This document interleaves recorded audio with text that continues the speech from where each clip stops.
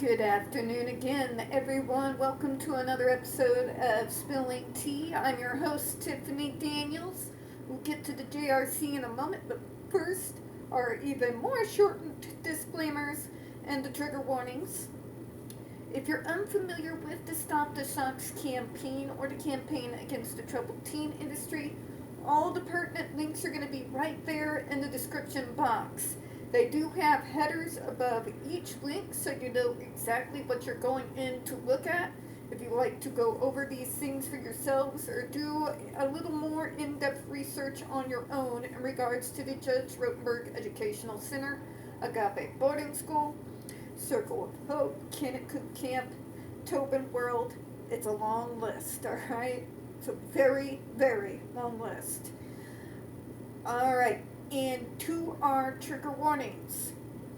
When we talk about places like the Judge Rotenberg Educational Center, Circle of Hope, Agape Boarding School, Tobin World, Kennecook Camp, and all the places like them, whether it is the Troubled Teens Evangelical Nightmare Hellscape or the Developmental Disabilities Hellscape of JRC, which I pretty much see as the granddaddy of both the worst of folks that try to put, people like me behind closed doors.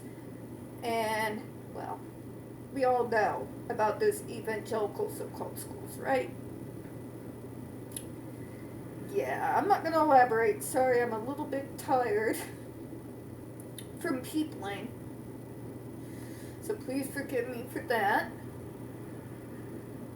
But yes, when we talk about those places, you're going to hear vivid descriptions of and catch clips of surveillance footage of people with mental health issues and disabled people being tortured and abused. If you do got young children present, please make sure to utilize the headphones. And also, for that exact reason, as well as the fact that we also use profanity on this channel, I do have it marked not for kids. So if your child is 16 and younger and watching the contents of this channel, parental supervision is very much advised. Also, in regards to this channel, we are not friendly to either MAGA insanity or the Democrat Party, both sides which have never really cared in regards to disability rights unless it's during the election cycle where they can use us like pawns, and then after it's over they do the bare minimal and then they disappear for 4 years until it's time for them to try to sweet talk so they can use us again. So, I do not look favorably on either side. It's just right now, there is one side that is considerably more unhinged and doing more untold damage towards people who, like myself, us disabled, the elderly, low-income households, the works. There's one side that is essentially worse than the other one, and that would be the current hellscape that is MAGA. But the Democrats are not innocent.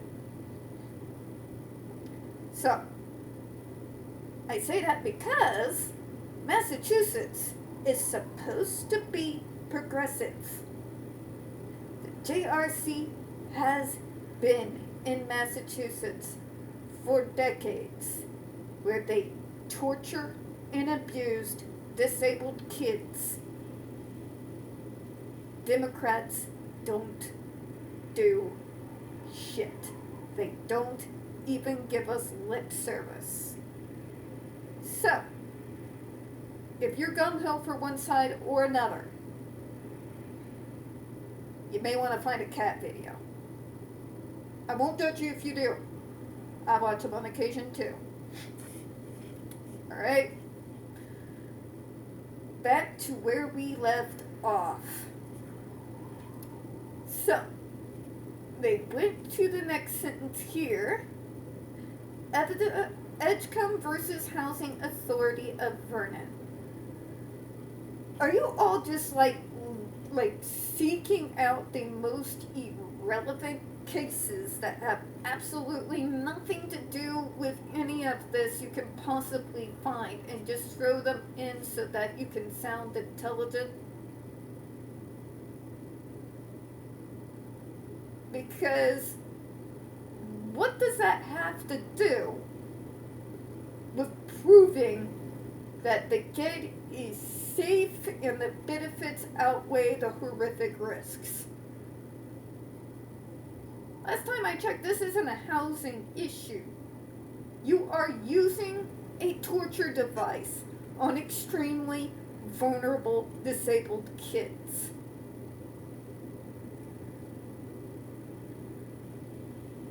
For the love of God, put down the crack pipe, and can somebody look and see if the poor folk that typed this out is on acid or shrooms? I am not joking. I'm not making a joke. This makes no coherent sense. Let me continue to read it.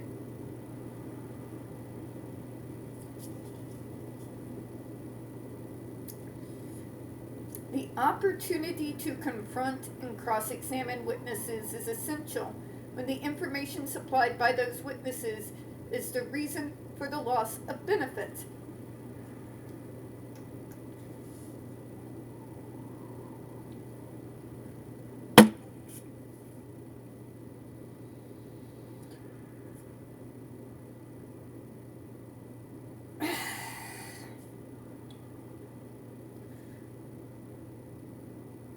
What you are talking about here has absolutely nothing to do whatsoever with the subject at hand. Let's start there, okay? Nothing in regards to removing the GED device from being used on vulnerable, disabled folk has anything to do with the case you just cited. Okay? But you get to cross-examine these things in regards to housing rights for people who are disabled.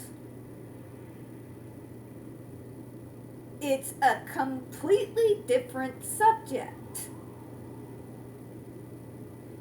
And to make this even more confusing and nonsensical, if you notice, they are referencing loss of benefits. They're using that terminology extremely loosely. First of all, let me tell you all what that actually means to those of us who have really worked in this field, who have somehow managed to stay sane. Generally, when we're talking about loss of benefits and the right of the individual who has those benefits to be able to appeal if somebody's trying to take those benefits away from them, is something that's really entirely different. Let me give you an example.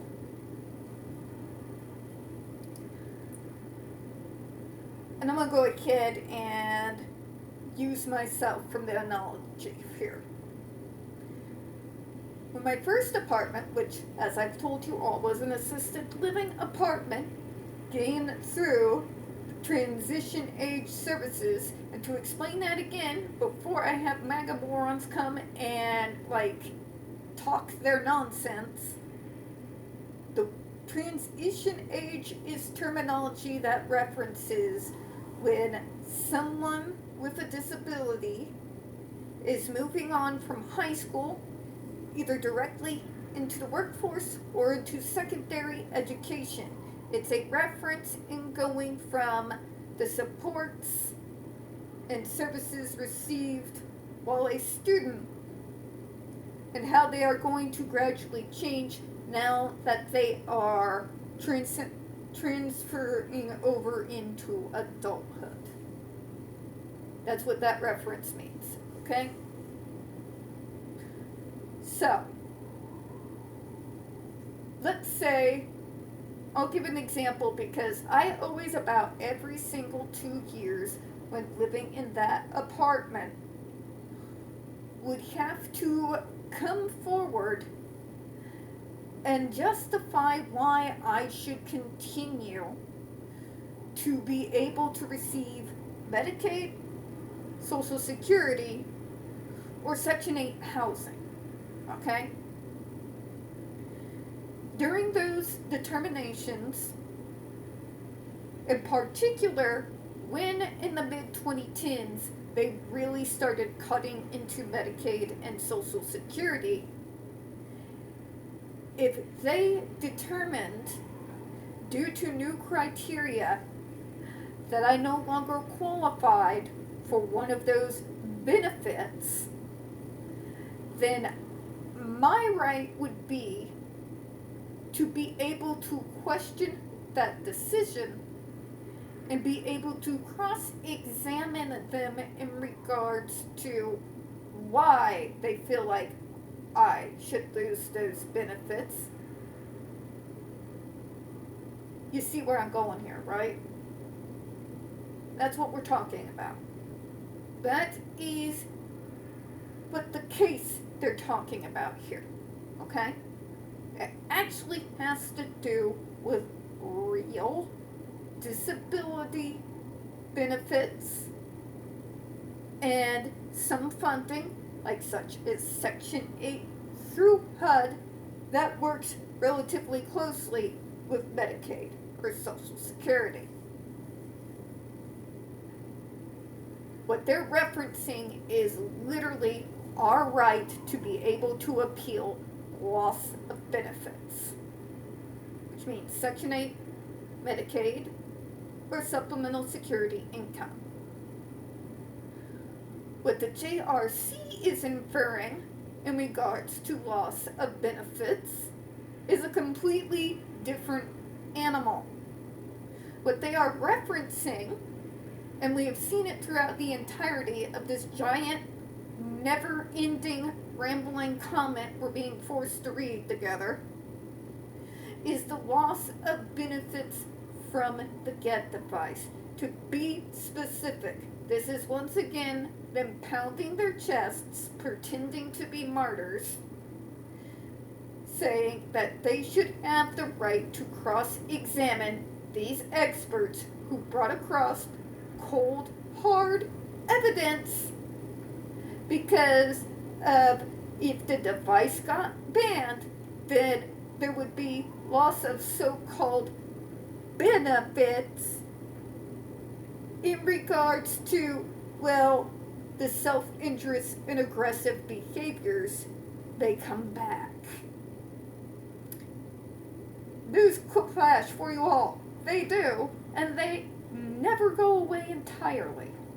You can get it down to a base level, which is what I have done.